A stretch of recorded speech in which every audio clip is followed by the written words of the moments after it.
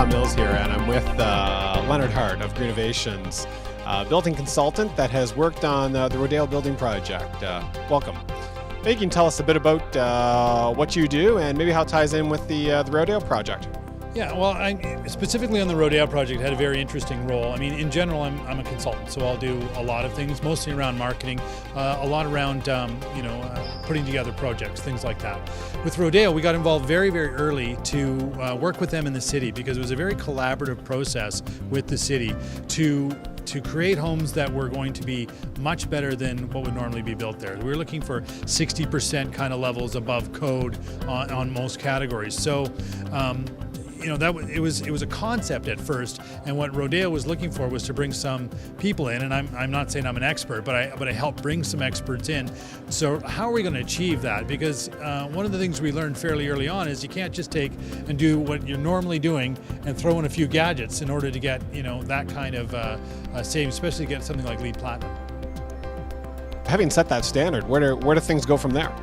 Well, it's interesting because I think Rodeo did a number of things for the industry. I mean, first thing they did is they showed that production builders can reach those kind of high levels, which, there was a lot of debate, like, no, it's not affordable, it's not possible, our trades won't do it, that kind of thing. So they got past all those barriers.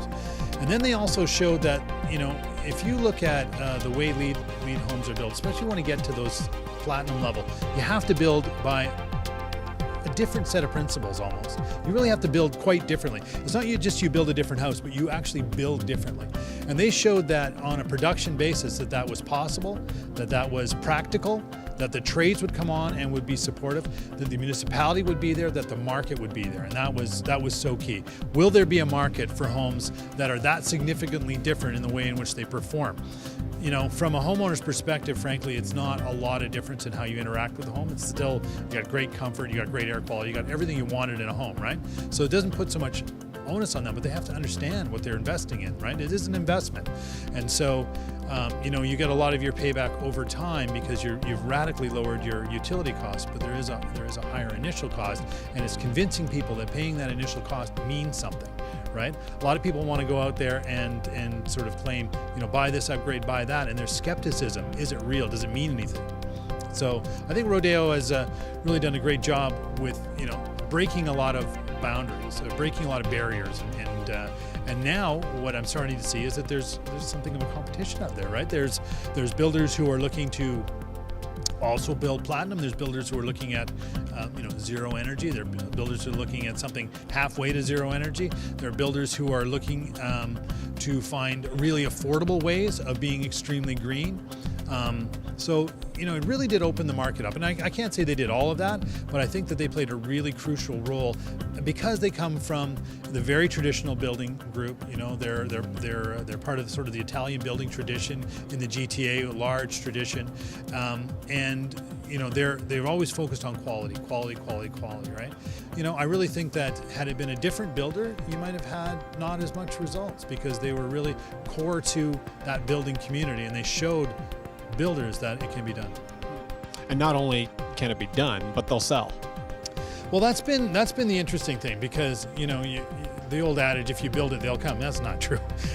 You have to sell it, right? And so how do you sell it? You can sell it in very traditional ways, looking at the location, the lots, things like that, and all those things are still important to people. Or you could sell it very much in an environmental perspective, and that's important to people too. You don't want to go too much in either extreme because the fact of the matter is you can talk about environment all day, but if people don't like the location, they're probably not going to buy. Or you can talk about the location all day, and people go, well, why here or someplace else, right? So you have to find the right mix. You have to find a way of reaching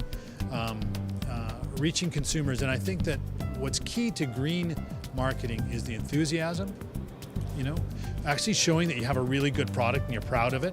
You're not just selling, you're actually buying in, and I think that's what's happened up there. I think they're really proud of that product. And the other thing is that you have to be able to sort of tell a story, to explain it, to put it in context, right? So that people get why this is happening. And I think there's a great story up there about how they work with the municipality to make that happen. And those two things have made, that a very successful project.